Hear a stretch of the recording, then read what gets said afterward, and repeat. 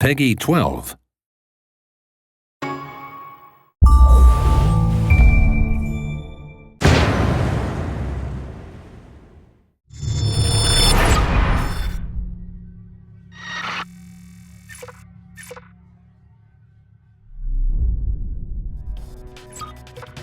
Hello, I'm Julian Gollop. Welcome to the Ghost Recon Shadow Wars gameplay video 1. I'm going to take you through one of the missions later in the game. We've got two ghosts in this mission. First one is Banshee, she's a recon class. And we've got Duke, who's a commando class. Our objective is to get to this door from the end of the corridor here and open it.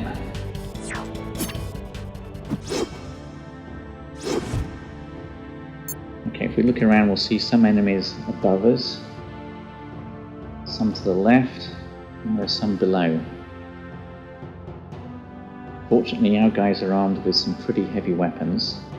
It's a turn-based game, so I'm going to select Banshee here, and I'm going to move her up to attack some enemies on the left. The green squares indicate all the positions that I can actually shoot from, so I'm going to move to this position. Select attack. For a choice of two targets, this one or this one. The bar above the enemy's head indicates possible damage. Red is certain damage, and the orange part is possible damage, and the green part is what he's going to be left with. So let's select attack and see what happens. Okay, he's taken 12 hit points damage, he's half dead. Banshee has finished moving, so I'm going to move over and select Duke. Again, the green squares show where I can attack from. I'm going to bring Duke up near to Banshee. Select attack. Now, if I select this target, there's a possibility that I'm going to kill him. The orange part of the bar above the enemy's head indicates possible damage, so he may stay alive. This guy I don't stand a chance of killing. The red lines indicate possible return fire. I'll show you what that means in a bit. Let's just go ahead and attack with Duke.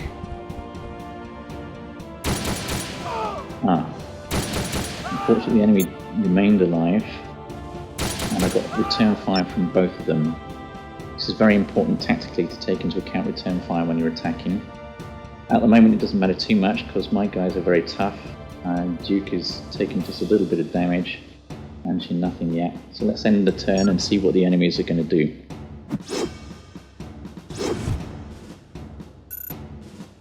Okay, it looks like they've noticed us. A couple of enemy assault troops moving up next to the turrets.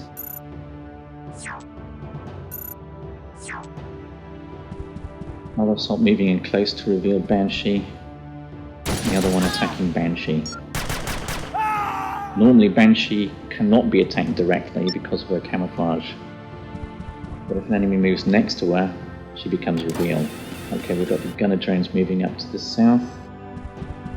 Enemy commando. And above us again, another enemy commando unit. Some assaults. Here we've got two melee drones which are very nasty in close combat, so we don't want to let these guys get next to us. And finally we've got one more assault over to the left. Basically, we're surrounded. First, let's deal with the immediate threat. I'm going to take this guy out. I'm going to just move Banshee a little bit more towards our objective and attack from there. She's at close range, she does a lot of damage and kills in one hit. That's excellent. Now Duke is free to launch his attack over here. When I select Duke, I'm going to switch to his secondary weapon, which is a shoulder-launched missile launcher. I can't move so far and attack. And if I move here, select attack, I can launch an attack on the line here. It's an area effect weapon, so I should be able to affect 3 targets. Let's see what happens. Excellent, I've taken out one of the turrets and 2 of the defending guards are seriously injured. Let's see what the enemy can respond with.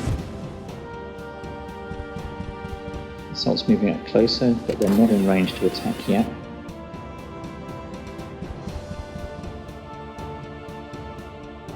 But here we've got an enemy commando unit also equipped with missiles, and he manages to get us.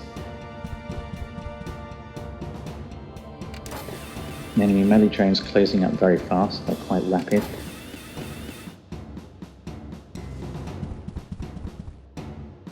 So now I've got to be careful.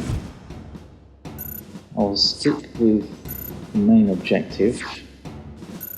I'll get Banshee probably to attack the guys over on the left. So let's select Banshee.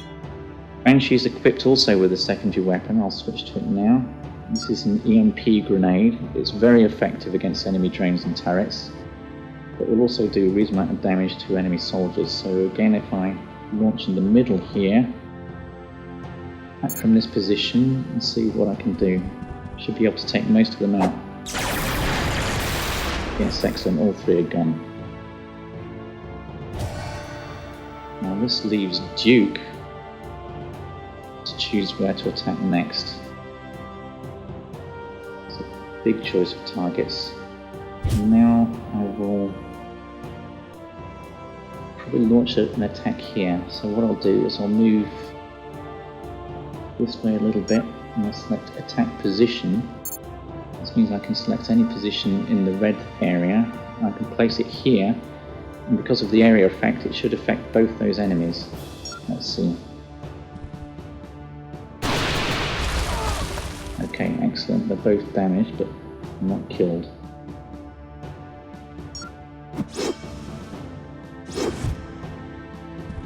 Finally an enemy assault's got up onto the main passage. We'll exchange a fire there. Gunner drone, which is quite nasty, is approaching rapidly. Another enemy commando with a missile launcher. Meanwhile, the enemy commando is still launching missiles at us. Duke is under really heavy attack here. We don't want these melee drones to get next to us, so somehow we're going to have to deal with them.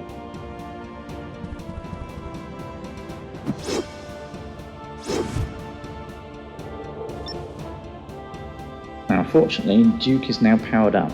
Whenever you attack an enemy or kill him, you get some power points. If you look at the blue bar on the bottom left, you'll see it's at 100%. So I'm going to make good use of my power attack. Let's select Duke first.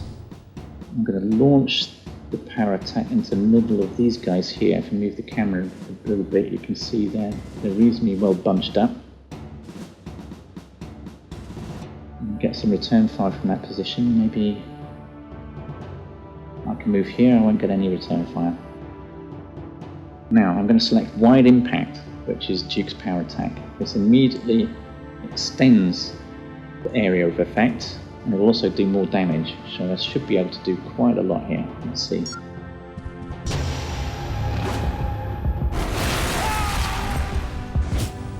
I've taken out 4 enemy targets in one hit, which is absolutely excellent.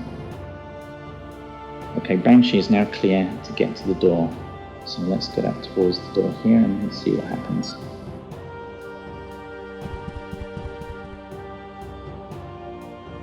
Oh dear, on the other side of the door we've got a whole load of trouble.